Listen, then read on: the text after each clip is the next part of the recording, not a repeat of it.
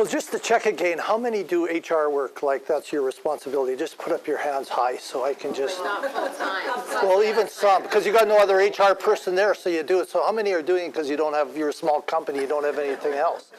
Quite a few. Now, how many were nonprofit again? Put up your hand. Okay, let me the other way. How many are in the profit companies work for? Okay, mainly not profit, but not a pretty good mix. Okay, I've got to tell you this. This is really important to me. 1983 to 1986, I'm the town clerk for the town of Hinton. Yep. My oldest, I have 3 children. My oldest son was born here.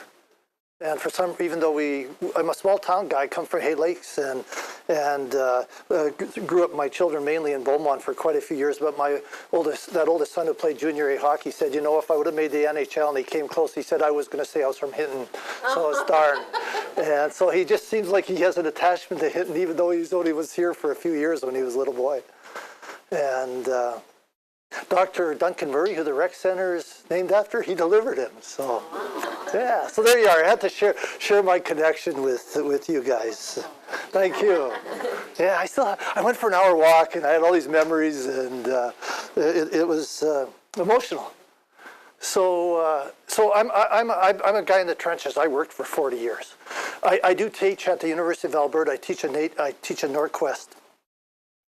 And I've been a consultant for about 9-10 years, but I've worked for 40 years. I'm the guy in the trenches. I got kicked around, bloodied and beat up, and I think there's nothing like experience. And I went to university for 6 years, but I don't think of myself as an academic at all. I think of the guy who, if I was in the foxhole, you'd want me to be beside you, because hopefully I'm not the guy who's going to pick up and run the other way. So that's me. So there you are. So what is this? I'm talking about engagement first, because I think engagement's so important. And then I'll fit in how compensation fits in with this. So what is that model saying? What is that model showing to you? What does that model do? There's really 2 main aspects of that. And I want to see if anybody can get a feel for what the 2 main aspects of this whole employee cycle is and why I wanted to show it to you.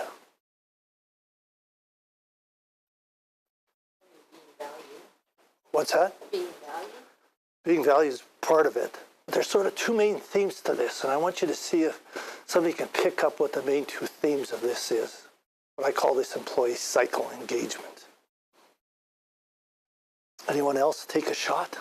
Supportive management, the combination of supportive management, recognition, value, and exciting.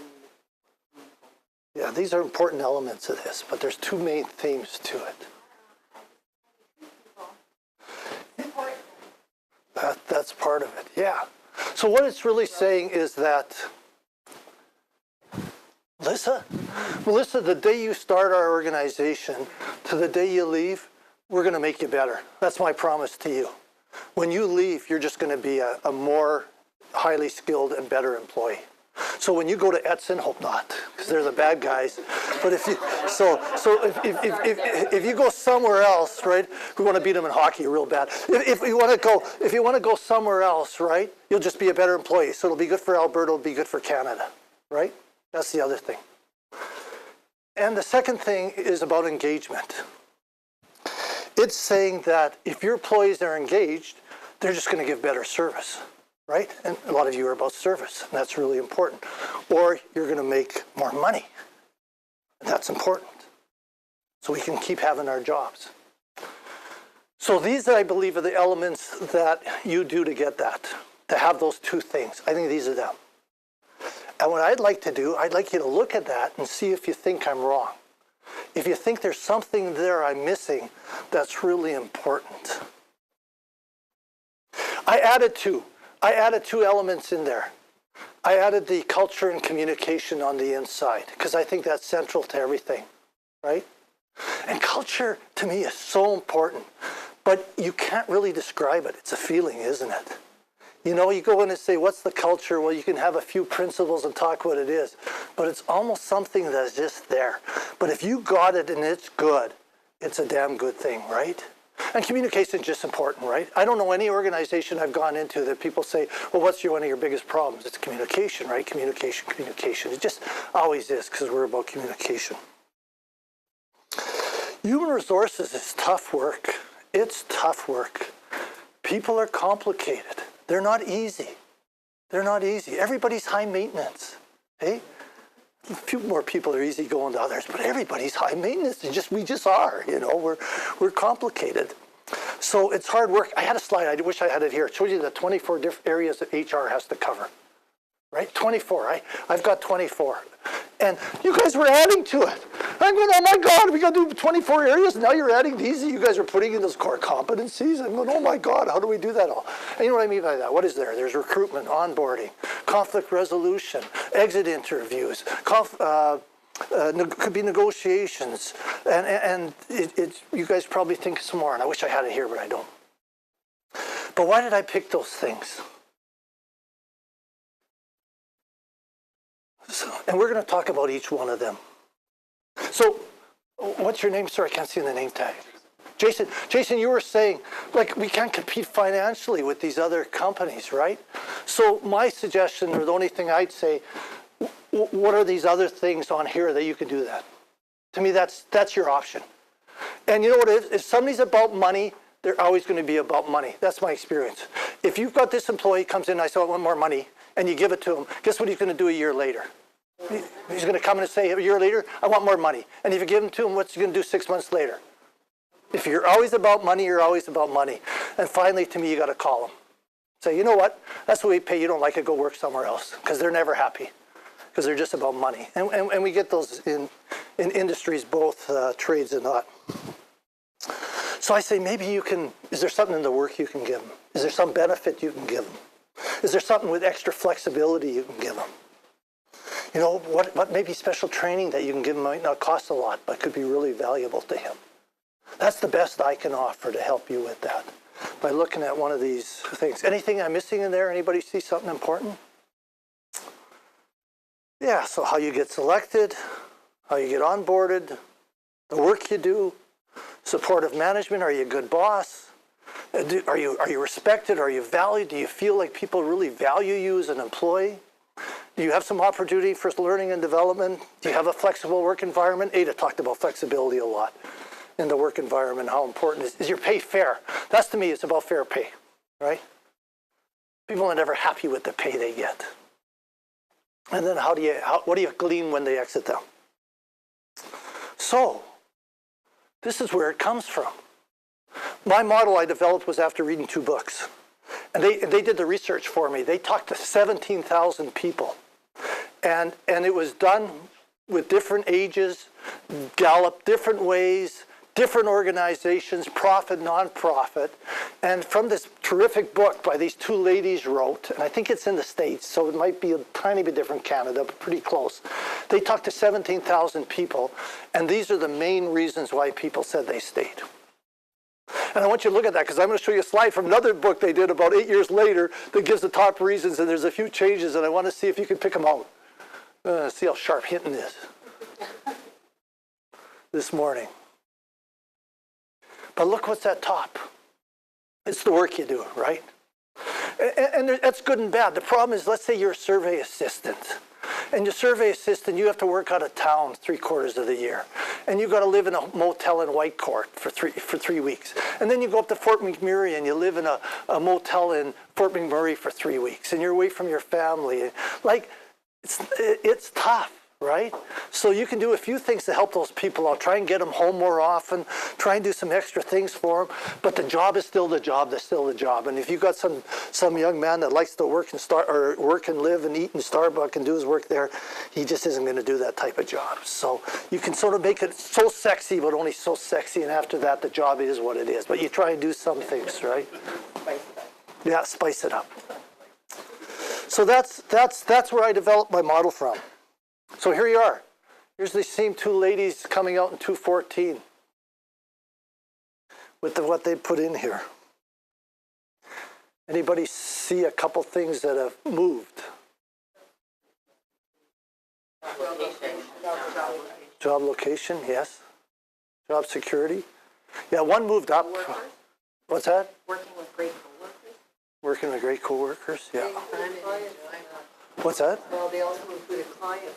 Well, interesting. You guys are picking up a few things that others didn't. I knew Hinton was a smart group.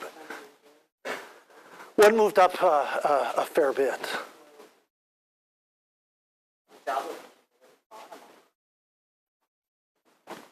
didn't even notice that. Delegate. Yeah, and I worked for Leduc County. I was a deputy county manager for Leduc County for 17 years. We did a stay survey. Job location was 2. Number 1 was the people we worked with. 2 was job location, which is about work-life balance, isn't it? If they don't have to take an hour to get to work. So I didn't think it would be that high. I thought, some other things would be up there. But yeah, but in Hinton it was, in Leduc County it was 2, yeah. The other one that moved up quite a bit was the flexible work environment, right? And it's become a lot more important. Yeah. So let's go through each one and talk about how do you get selected. This is what I feel. There's this tendency when we're interviewing that we overestimate how much we thought we could learn from somebody's character in a short meeting. We do that, and it's called our spider sense. And I think spider sense is important, especially with ladies, because I do believe it's better than men, and men don't lie to ladies because they'll catch you, because they have great spider senses. But I believe we rely on our spider senses too much. And in all the areas of HR 24, we've really improved over the last 30 years. I've been doing it for about 20 years, just for HR. I've been hiring for 40 years, so I've been doing lots of HR stuff, but mainly strictly HR for about 20 years, is that I feel that we're not doing well as a profession in hiring. We're only getting it right about 50% of the time. Because I think we're doing that. We feel we can read people easily like a book, yet we're complicated. And that's the premise behind that. And I think it's true. And think Susan Boyle, right? What was the first impression of her when we saw her, right? It was like, are you kidding me? Right? And then she starts to sing. So what I'm saying is that put more time into your hiring. And I've never understood this. I've never understood managers and supervisors go, God, I'm too busy for this. And they probably are. They have very demanding, busy jobs. But I'm going, you're too busy to hire? What's more important than the people that you have working for you? And if you have someone that you're dealing with a lot of difficulty with, how much of that time is it going to take? So are you kidding me? You don't have time for this? I just can't believe it. And it happens a lot. I know. I've heard so many managers go, I don't have time for this. I go, really? But, so, where's Chris? Is Chris stepped out? Chris brought it up. Testing. That's what it's important to do. We need to do more testing and less just asking some questions, get our gut feel, and hire that person. We need to think of different ways we can do more testing. I know one person, what they do in the first interview, they just meet somebody at Starbucks and visit with them. That's all they do. And then the second interview is when they go into the more particular questions and stuff. You should have done the other way around. You go through all the formal stuff first, and then sometimes you'll go into that one second. I think it's a good idea. But. So, and it's been hard in Alberta because I've been an up and down economy, right? Do you agree? You're either having to hire people quickly, like it could be at the mill or over at the coal thing, because all of a sudden the coal really took off. So you just get people, whoever you can. And then all of a sudden, and it happened to me a few times, and then I remember I'm driving down White Avenue, and because of my age, I hear Saudi Arabia is really going to cut the price of oil again, and I go, oh my God, here it comes again. And I wouldn't have thought that if I would have been 25 or 30 years old, but I knew what it meant. Because I'm working at that time as an HR manager for an engineering surveying firm. Yeah, and guess what? I spent 1 year and 2 months laying off, terminating, negotiating releases for 120 employees. Was that soul-sucking? Because our revenue dropped in half because Saudi Arabia kicked us into... And what happened was our costs are 85% staff. So we tried all the things at first. We said, who wants to go on voluntary leave? Who wants to do job share? Who wants to do early retirement? Let's cut back on overtime. Let's pay out holidays. We did everything, and finally, there's nowhere. I mean, 85% of your costs, what do you do? So that's what it's been. So it's been tough as workers and employers in Alberta. And I know in Hinton, even the 3 years I was here, the mill's closing. Oh my God, everybody's depressed. And it's staying open. I went through that about 3 times in the 3 years here. It's hard on you, you know. So that's my suggestion with hiring. Rely less on your gut feel and get into testing more. Onboarding. We're doing better. We're doing better with onboarding. 1983, I met the town manager in the town of Hinton in the parking lot. We just drove up exactly on my first day, and he was driving up too. He was really friendly. He was really polite. We had a nice conversation. We walked down the hall. He said, your office is there. Mine's there. Go to work. If you have any questions, come see me. And by the way, before the day's over, go down to payroll because they need some payroll information. And welcome to the town of Hinton. That was my orientation. That was it. Go to work. And now we have 2-3 days orientations. We have a day on safety, half day on culture, half day on this. So, which is better because you're hopefully hit the ground running better as an employee.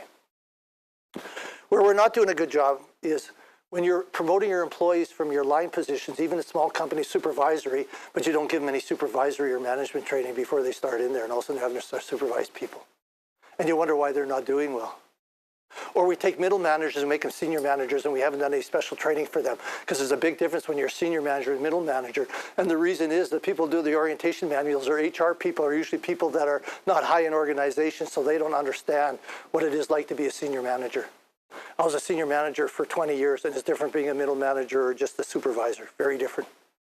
People talk to you differently. They ask you different questions. You need to have a different skill set. You have to know different information. So we need to do special orientations for them, or they're not going to do well too. And we don't. We think, oh, he's been a department head for the last 5 years. Now he's the assistant manager of the town of Hinton. He should just be good at it. It's different. Or if he goes from a department head in the town of Hinton, and all of a sudden he's the town manager. He needs training. It's very different. So that's my example there. And here's an example of a tip that you'd give to a senior manager or somebody in a department head. They'll do a good job with their vertical relationships. Do I got that right? Yeah. They'll talk to the town manager. They'll talk to the staff reporting to them. They really work hard. Sometimes they fail to spend enough time on their horizontal relationships, and they don't have good relationships around the group of the organization, and that hurts them because they've been too worried about their relationships this way. You don't know to give that tip unless you were a senior manager. You feel it's a good tip, I see you nodding, you know. And so there's about 20 or 30 of these kind of tips that should be given to people going from middle management to senior. And then how many of you, you've always heard, you guys have heard it, he was good in his line job and we moved him up into being a supervisor and he's not doing well, we don't understand it. Well, what supervisor training did you give him? Give you an example. What do people say they usually don't like of a boss? It's being micromanaged. Do you agree? I almost hear that all the time. One of the first things say, I hate being micromanaged. What do new supervisors usually do? They micromanage because they don't have the confidence. They don't understand they're not supposed to. This was it. My first discussion with Tracy. You're my new manager. You delegate to the point of being uncomfortable, and you let the inmates run the asylum. That would be the first 2 pieces of advice that I would give you. Because now, what am I trying not to get her to do? Micromanage and have confidence in what you do. Let them go. They'll do a lot better work their own way. Have some boundaries around them. You know, it doesn't mean they have a free-for-all. They have to report. They have to get things done. But let them go. Don't micromanage them. And we don't tell people promoted from line managers to supervisors enough to do that. Do you agree with anything I'm saying so far? Is it having any value or making? Because just tell me, I don't believe half the things I say anyway. So if you don't either, I totally understand. So. Okay, exciting, meaningful work. Even in little organizations, to me, you can think of these things. You might not be able to do all these things, but you can do a few of these things. I'm kind of on the fence with succession planning. I could talk to you for about 6 hours, and I have mixed feelings about it. You can persuade me they're not good to do as they are to do. I can give you a lot of good reasons why. I'm a big fan of mentoring, though, and there's about 5 different mentoring. People just think of one-on-ones. There's reverse mentoring, there's e-mentoring, there's peer-to-peer mentoring, and then there's an expert mentor. An expert mentor could be somebody who's really, really knowledgeable in something. And you're saying, Joe or Sally, every 3rd month on a Friday afternoon, you're going to make yourself available from 2 to 4, and anybody can come in and ask you anything. And you're going to be in a coffee room, and there's going to be some juices there and some muffins, and you're going to pass your knowledge on to whoever wants it. You know, to me, it would be the guy for PCL who built Rogers Place. If I owned that company, I'd make that guy about once, maybe 4 months on a Friday afternoon, give us up time, and any of the other young engineers could go in there and ask him to glean his knowledge, because he was good. Don't ask the guy who built the bridge. I don't know if you guys know that bridge. Don't ask that person, because that took 10 times as long as the guy who built Rogers Place did amazing work. But And then it could be job shadowing, it could be brief encounters, it could be some, you can have a little mentoring pilot type. It doesn't have to be for an engineer, and then stretch assignments. So what do I mean by a stretch assignment? Everybody familiar with that? It's really giving somebody something to do that he's never done before, that he's going to struggle with a bit, but he probably will do a good job because you think he can. So you give it to him. So you're stretching his work and his ability to get the work done. So I use an engineering example just for a point of reference from part of the life I was in. So if there was a level 1 engineer is the lowest, level 5 is the Rogers Place guy. So you give the level 1 a what kind of project? Yeah, and you're stretching him to that. Would you give him a level 4 or 5? Because he'd fail. And that's the idea. So you can look at that in your small organizations. What is something that I can give to Gain Joe or Sally that they haven't done before, that I think they're ready for? They'll maybe make some mistakes, and it's exciting for them because it can be something new for them to do, right? And I really like brief encounters. This is an example. If you're the manager of your nonprofits and you're always chairing your meetings with your 5 people that you work with, why don't you let them chair a meeting? Why don't you rotate the chairs? They build their skill set. I find that managers are always running the meetings. Why? We usually rotate the minutes because nobody wants to do the meeting minutes, right? Okay, it's my turn today, But chairing the meeting, right? Why not? That's how they develop their skill set. They're going to be better prepared for the meeting. Probably the other guys are going to be better prepared for the meeting because they're going to want them to do well, right? Yeah, I'll have your back. I'll be really well. I'll even actually read the agenda for this one and the items, And I call that a brief encounter. And if you were in a bigger organization, it would be a chance maybe to go in the senior management meeting if you're a middle manager. Wow, you'd see how the senior management, how the politics takes place, the conversation they have, how respectful they are, how they make decisions. They get to know you a little better. So it's thinking about that. And I'll tell you why I'm showing you this. It's based on this rule. Ada, have you seen this one? Ada, have you got anything to add? And there's a lot of talent back there. Chris, you left out of the room. You're talking about recruitment, how testing's important. Boy, God, that's important. And it's too bad you didn't hear it. You would have really liked it. So you guys got any time you guys want that back row there, the back of the bus, anytime the back of the bus wants to add something, please do. Oh, you always get the highest marks, just so you know. You're my favorite. Just, yeah. Ada, have you seen that, the 70-20-10 rule? Yeah. Like, that's a good rule. It's really saying that that's why work experience is so important. 70% of how you're going to develop an employee is based on your work experience. 20% is from watching and mentoring, and 10% is from training and development. Don't get me wrong, I think that training and development is still important. That's what I do for a living. I like it because when you see people's skills, hopefully you give them something, you really feel good about that, right? And it's a lot better than firing someone in the HR role, I'll tell you that, because it's positive. But it's really saying, if you know that, we think about what conference are we going to send them to? What training course should they take? We always think that. But do we think enough, what work experience am I going to give them in the year? So that's what it is. It's about doing more of that. Does that make sense? Is it a good thought? Or, and it's for this reason. Yeah. Good boss, right? Why do we all quit our jobs? It's usually the boss. Exit interviews we'll talk about a bit. They're only so helpful because people don't want to burn a bridge sometimes. They want to be cautious of what they say. Some will spill their guts if they're mad, and others just talk a lot and they'll say a lot too. But often people, I think, couch really why they leave. And I believe it's usually because they get, when you got to get out of bed in the morning, you just don't like working for your boss. It doesn't just suck the energy out of you. It is. It's about, and that's why we got to really work hard at being a good boss and being a good supervisor. And doesn't mean we're perfect. And there's high expectations these days because there is leadership training and management training. So the employees have higher expectations of bosses these days. But there's a real tip for you. For your lunch and learn, it's only 6 minutes long. It's Canadian video. It's called Leading with Lollipops. It's almost a bad name because you think, the whole idea of it though is the little things that you do as an employee to show that you're a leader. And it's fabulous. And I think he explains well how we underestimate when we say things to people, the impact it can make to them. If you give somebody a sincere compliment about something and you're not playing politics and you're being authentic, boy, can that go a long way. If you're doing it all the time, people think, oh, they're just doing that. But I know Heidi Dion, my favorite boss, one day out of the blue, she gave me a card and said, Daryl, I really like working with you and you do a great, oh, that felt so good, because most people tell you suck, you know, people tell you suck 80% of your life, all of a sudden somebody gives you that card and tells you how much you, geez, that felt so good. But it's that little thing that meant so much to me. So, and that's what that's about. And in there they make a statement. They say, it is not our darkness that holds our back, it's us being afraid of light. It's us being afraid to shine. We play it safe. There's a fabulous quote in that. And I thought it's so true. We think it's our, you know, and there's two, you know, I just love that quote. Why not be great? And believe you can be great. Because you know what we do? We have a lot of negative self-talk. You know, we're just not good enough. You know, we had problems in our family. We're just not good enough. And if you talk yourself with that, who do you think you are anyway? Baloney. I say be great, because you can be. Don't give yourself that negative self-talk, and I believe it's there.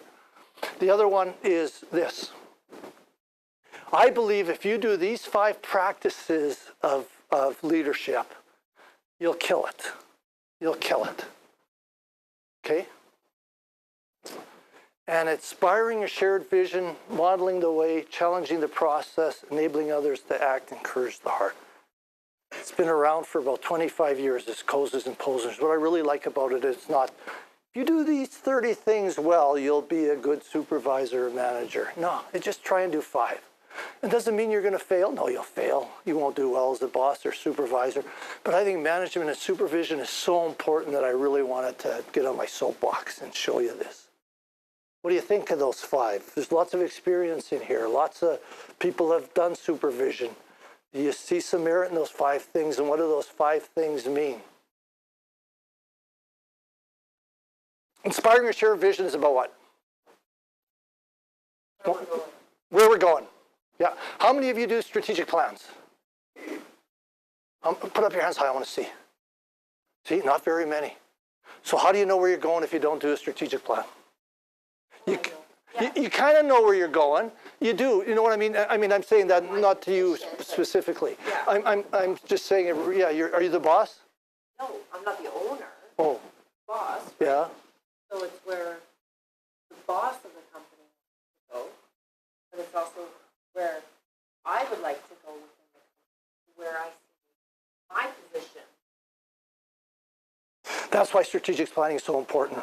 That's why you and the boss need to get together and really talk about that and determine where you guys are going together. And I think that's it. People think they know where they're going because it's in your heads a lot as a supervisor, but we don't communicate it a lot. And we really need to develop a really good strategic plan. I'll talk more about that later. The second is modeling the way. What's that about? It's walking the talk, isn't it? Everybody watches, right? Don't believe that people don't see what's going on. Everybody knows about everything. Just go by the water cooler and you'll find out how much everybody knows about everything. Or if you have the pleasure of having a receptionist, get to be best friends with receptionists. They know everything about everything. And then challenging the process, right?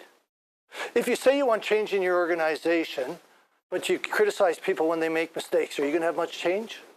No. And that's what it is. People will say it. We want change. And then somebody tries something new. Why'd you do that? You know, or you made a mistake. Well, okay, I know what I do. So it's, you know, and it's about what you reward. If people do some change and it worked a bit, didn't work, but you still go out to celebrate it. We just had a lunch because of that change. People say, oh, I see what gets rewarded, change. So I'm gonna try and come up with some ideas to improve things through change. And then enabling others to act. There it is again. Let the inmates run the asylum and delegate to the point of feeling uncomfortable. That comes from Laszlo Bock in Google Talks, Chief People Officer for Google. That's a couple of his phrases from the Ada would know it. Then encouraging the heart, just taking more time to say thank you, right? You know, we do 80% well, 20% of things not well. Guess where we spend all our time? On the 20%. And it's hard not to. You get caught up with that stuff, right? It's Monday in January and my partner ragged at me. Kids are causing me pain. I'm going to work. I don't got much feeling like leadership, and I don't feel like saying thanks to anyone for anyone, you know.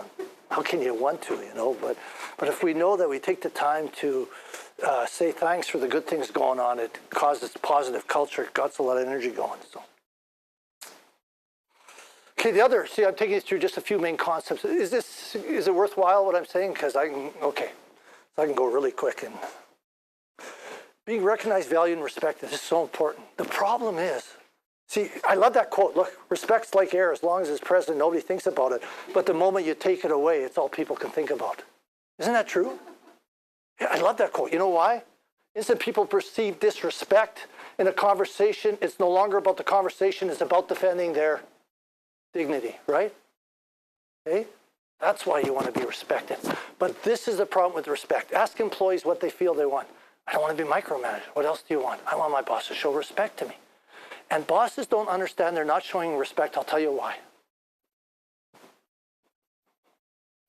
Lila, you're my favorite employee. Oh, thank you.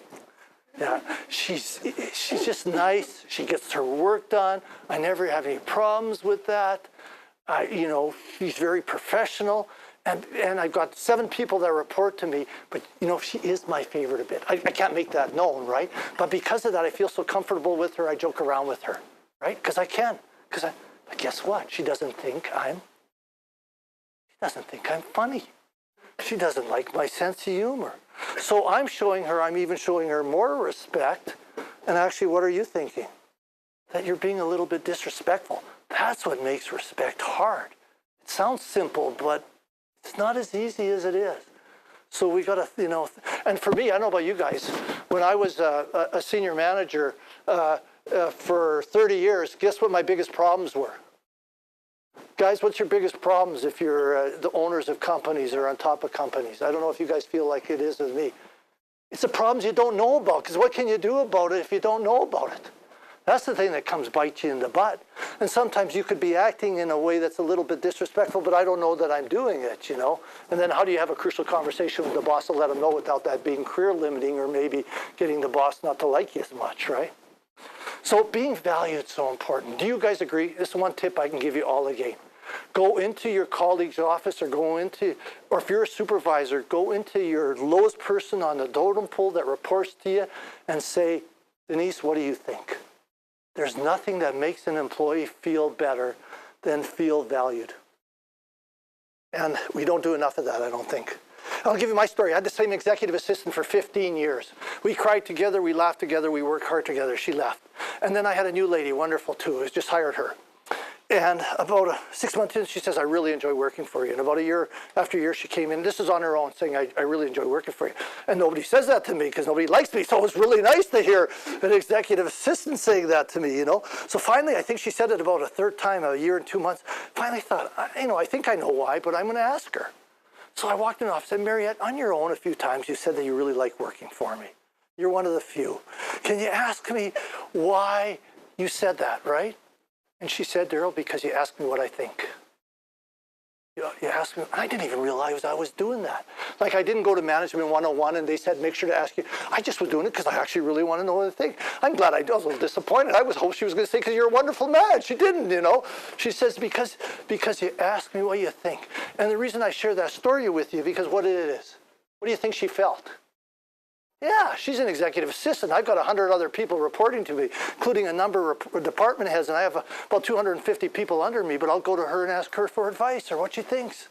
Made her feel valued, made her feel important. Yeah. And then here's training development. There's the cycle. You guys know that. You gather information and you analyze. You develop a plan, prove the plan, and implement it, even in a minor way. That's what's going through your head when you're going to give somebody some training. So you can collect it. You can do, if you're in a little company, you can do a focus group and say, what do we need for training as a group? If you're a little bigger, you can ask a survey, a questionnaire, you can observations, informal. I'm still back to, I'm kind of an old school guy. I think I'm so old school, I'm new school. I believe, for example, Yes. Jen? Yes. Jessica, what do you need to learn next year to be your very best? That's the question I think should be asked at the time of performance management. Jessica, what do you need to learn to be your very best? That's about training and development. I think those questions aren't being asked. That's the key question, not some elaborate survey you send out. And that's really good in small organizations, and that's why I'm trying to think. Hinton's a little smaller with the organizations. Flexible work environment, you saw how it moved up. Well, we know why. Not only is it good for childcare when we don't have to worry about getting I got to be there at 8, so I got to drop them off at 7:30. It's killing you to leave your small child with someone else and having to rush to do it. So not only for that reason, but I'm a big believer in flexibility in the workplace. But why do you think that is? Besides, some people do their best work in the morning and some do their best work in the evening. But let me ask you this question, and I mean it seriously. Where have your best ideas come to you? Just before you wake up. Yes. What's that? Yes. Anywhere else? Shower. Yep. So I want you to take more showers because I know that you're going to give me better ideas. So I want you to take 3 showers a day. Hey? And to me, that's what it's about. That's why I believe in flexibility. I have never had yet anybody say, I got my best idea sitting behind a desk. You know? And it's true. I heard people say, going for a walk. I had one of the most difficult problems I ever had to solve was when I went for a bike ride, and I didn't hop on the bike that day to solve the problem. I just started riding, and all of a sudden ideas started to come to me. And it was one of the most difficult problems, and it was a huge problem. And it ended up being successful. Not that all are, but that one was. And it was thank God for that bike ride. You know, a two-wheeler bike. So that's why I believe in flexible work environment. People will do, you hear it, watch. Say somebody, they got to work you might not work at home, either at home or Starbucks or second cup than being in the office. What do people say? I got more work done in 6 hours than I did in 10 in my office. So why not give them that opportunity once in a while? Okay, don't get me wrong. I know you have to have certain hours. You got to meet client demands. There's some realities. But if you're meeting those realities, why not give them flexibility? Why not? That's my suggestion. And that's where, if I worked for you, I'd like money. Like I want to be paid fair. But if you gave me flexibility, right, to work where I could and I could still get my job done for you, I'd stay with you. I wouldn't go to the mill or the mine, even though if they offered me more money. But that's my. Okay, compensation. This is a bit of what this is about. Okay, so far, any thoughts? Like, I'm talking too much, so anybody just so far? It is good. You do lots of interaction at the start. I didn't. I like to sit here and give speeches and get on my soapbox. Hey? But hopefully I'm giving you something of value to think about. Anybody there must be any thoughts going through your minds in anything I said? You awake back there and back of the bus? Because they're usually the first to fall asleep, you know, when I'm talking. You're all right? Okay. Thank you. One of my practices to show value is asking for feedback. It's great. Yeah. Oh, can I tell you a story? I was a department head and became a deputy county manager. I'd have a department head now come into my office. They'd have a problem. Guess what I was trying to do? I was trying to solve their problem because I wanted to show value. It's the biggest mistake I made. There's an example of training again for senior management because they came in for me for 3 reasons. They screwed up and wanted me to have their back. 2, they came in to vent because they needed to vent. Or 3, the only time they'd ever come see me a problem was so damn difficult they couldn't solve it themselves. So how in the hell am I supposed to solve that? And I did at the start. I was trying, and I realized they're all leaving going, oh, God. So I changed. I finally said, I don't know. I don't have a clue. And I didn't, you know. What do you think? Here's some ideas. Let's talk about it together. And boy, that started to work a lot better. Because I wasn't pretending that I had the answer for things, and I became a lot better manager when I started doing that. And it comes back to that, asking them for feedback. And yeah. Pay. I like this quote. Whether in Paris, Texas, or Paris, France, we all want to have good jobs. We're needed, respected, and paid just a little more than we deserve. Okay? Pay is a touchy subject. I don't care if you're a small organization or a big organization. And you know that pay is not a motivator. So if you're going to think that you're going to motivate people by giving them a little more pay, don't ever think of pay as a motivator.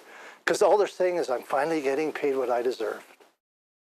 Or again, they're the person coming in a year later saying, I need more money, right? But if you are keeping your staff from being dissatisfied with pay, to me, you're doing a good job. That's my experience. And this is what I believe. Compensation is as much about trust, integrity is about money. To me, if you're in a nonprofit and you just hired somebody and said, I could have paid him $3,000 more, but I got him for $3,000 less, right? And you're feeling good to tell your board chair or your senior guy there. Guess what? That person starts, and within 5 minutes, they realize they're paid $2,000 or $3,000 less than the person beside them. Guess what they've done already? They've checked out. Like, you won't know it, but they have checked out in part. They're not putting their heart and soul into it anymore because they say, thanks a lot. Yeah, just took advantage of me. So what message are you giving? Boy, I got to be on my toes around you a bit. Because, oh, just wait, did I have that in there? Yeah, and I'll talk a bit about more. And I talked again about why it's so hard in Alberta, and it is. Again, I'll use Leduc County's example. The economy's hot. We've had somebody work with us for 10 years. Great employee. They had to go through the steps to get up there. All of a sudden, we have to hire somebody in the same position, brand new in a hot economy. Guess what we're having to pay them? Exactly what that person's getting. Guess what? Through their manager, the vice president of finance walks in the room and says, Judy is ticked off. You just hired the same person, and it took her 10 years to get there, and she's one of my best employees. And I go, you're right. What do I do about it? You want me to hire a lousy employee? I can get a lousy one for you for $5,000 less. But if we want somebody who's going to do as good a job as Judy or pretty close, we had to pay her what we paid her. But that's why people get ticked off in organizations. And then if the economy's cold, sometimes that employees think of what? They think of themselves as commodities. You know it.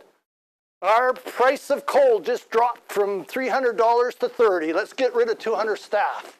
How do they feel? Like a disposable commodity. Oh, God, good. It just popped back up. Let's hire another 100 more. But it's lousy to feel like you're a commodity. I believe, this is my best advice for you, I believe pay should be as transparent as possible because people are going to find out anyway. And if you're in a bigger organization, if you have somebody who's good in communication, should be using that expertise, or even anybody in your small company who might be really good in communication, you ask them, how do we communicate our pay system? Because I think it's important to have very strong and clear communication about how your pay works in your organizations, and most organizations don't do it. Somebody comes to talk to you about pay, go to talk to HR, or go talk to Joe. Don't talk to me about pay, you know. And managers, or if you're in charge of your nonprofit, you have to have very clear and effective communication of how you talk about compensation to your employees. What do you think? Do you agree? What's that? You laid out hiring? Well, that's good. You know, I think it's good. If you're transparent about hiring, I think the grid should be open. I think you don't tell, of course, specifically what individual pays, but I think all your grids should be open and what everybody pays in the ranges they put. I say they're going to find out anyway, so might as well have it transparent. But I realize specific pay is still private. I realize that. And the reason you want a clear compensation, because if I was a board of director in a nonprofit, that's going to be one of the first questions I'd ask you as your executive director. Tell me how the pay system works and how you communicate your pay system to your employees. What's your philosophy and what are your guidelines? That's what I'd ask if I was on the board of directors. And I understand that this bowl and salary is good for nonprofits on salary information. Are you guys aware of that? That's what I'm told. I haven't used it specifically, but there might be a tip for you if you're nonprofits that I've been told. We're in free enterprise. There's a lot of other places we can get information, but I hear it's harder in nonprofits, but that's supposed to be good. And at the end of the day, if you're in a profit company, more so, market trumps job evaluation, right? You have point systems that you come up. Here's an example. If you have a job compensation system in your big company, it could be the mill, and the point system gives a pipe fitter that he should get paid $50,000 a year, are you going to be able to hire a pipe fitter for $50,000 a year? Not a chance, right? Maybe 100, 75. So it doesn't matter what your point system is. At the end of the day, market trumps it. You got to pay market, right? And even in your nonprofits, you could have, say, well, it should pay this, but no. For this position, it's hard to get. We got to pay higher. So I believe you go to market. Market drives it, whether it's not profit or that. And then the internal compensation systems with your point system, the HACE system, and I could talk about that at length. But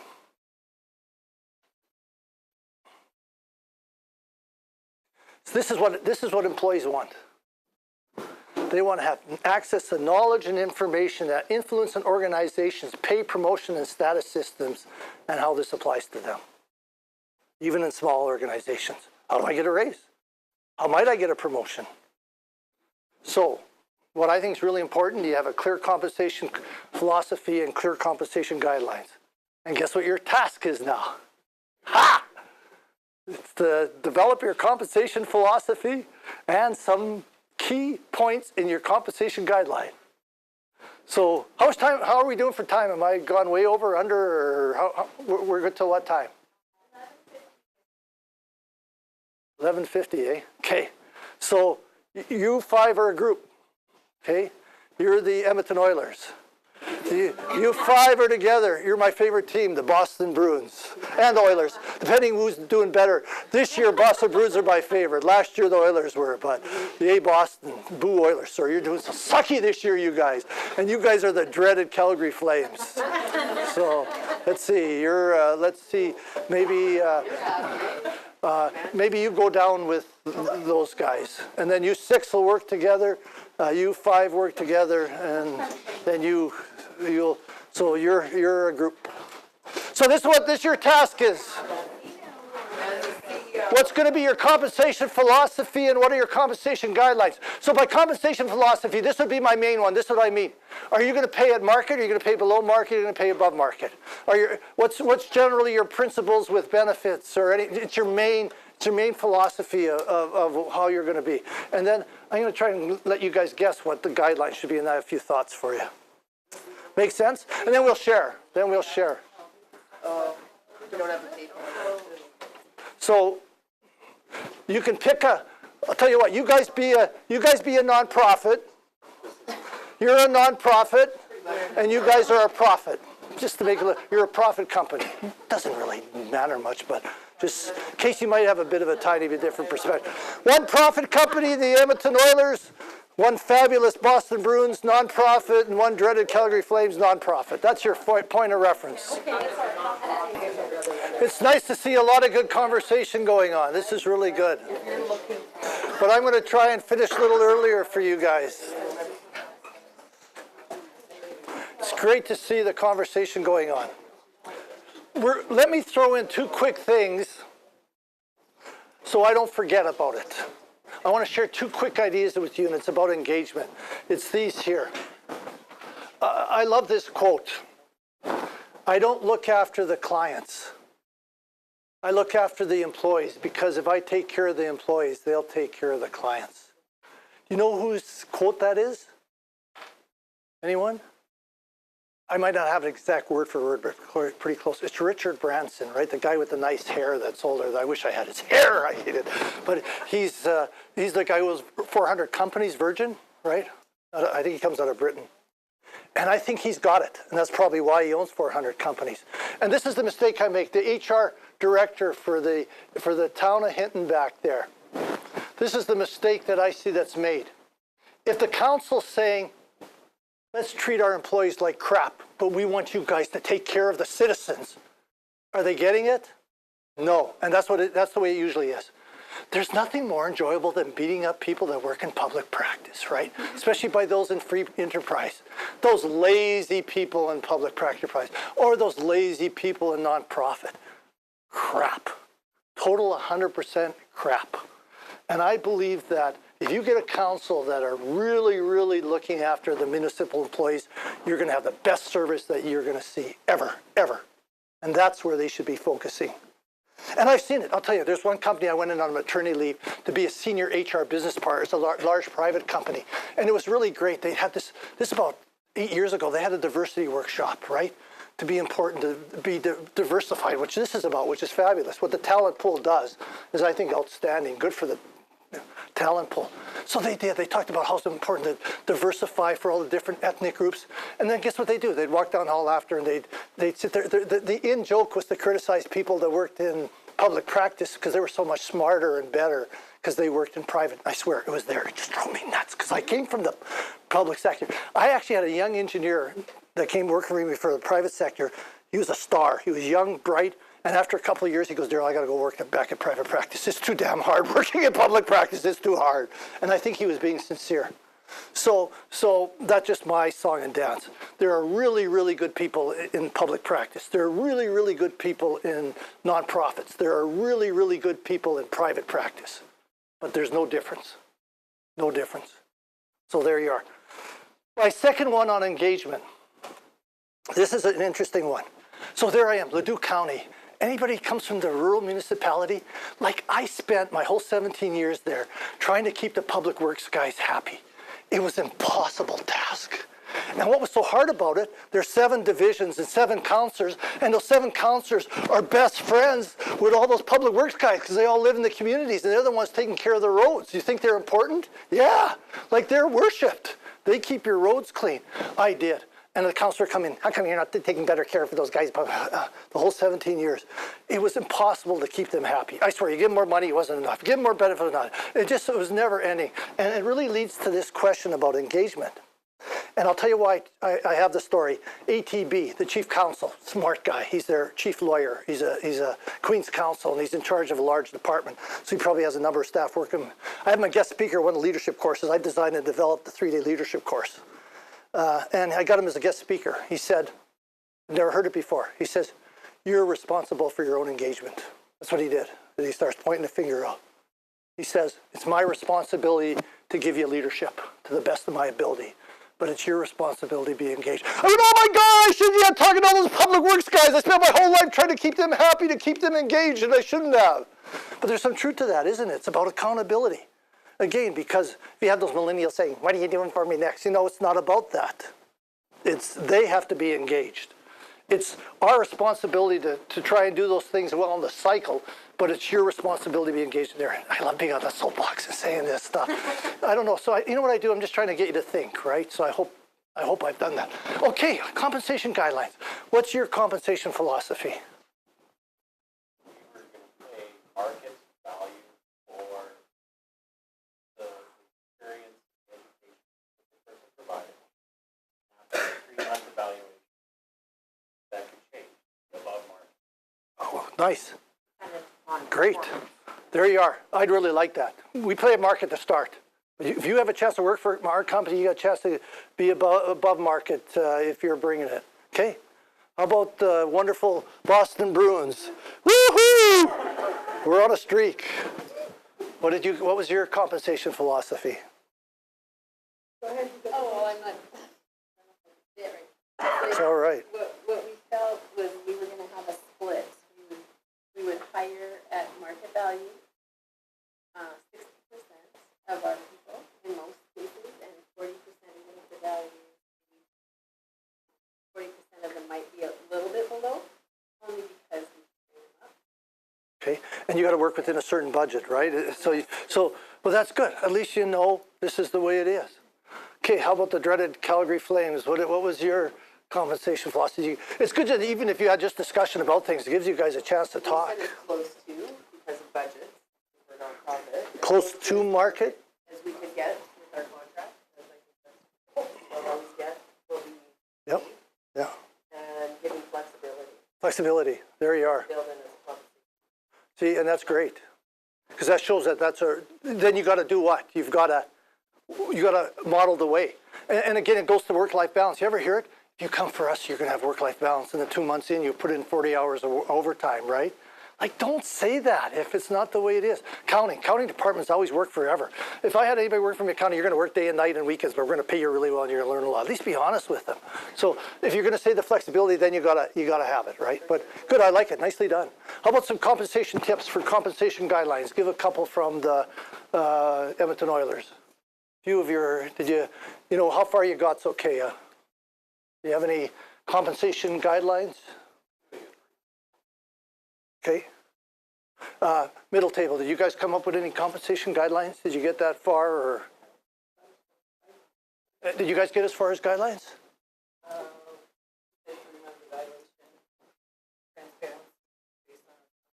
Transparency. So you didn't mind the idea of transparency. Oh, sorry, transparency. Reduced hours. Extra holiday time. Flexibility. Nice, nice. I hate to say it, Calgary Flames won. They're the winners. God. So I got to hear from the back of the bus before I'm done from you, cause there's a lot of smart people back there. Even though they're at the back of the bus, they are. Usually, back of the bus get the lowest marks, but I think not in this case. But here's some compensation guidelines, right? What do we give for cost of living increases? How do you get a merit increase? Do we give bonuses? Even a nonprofit, you could give bonuses. And when do they get them? Do we get a retention incentive for length of service? Do we get salary adjustments when our job changes more than 20%? Sometimes that's a rule of thumb.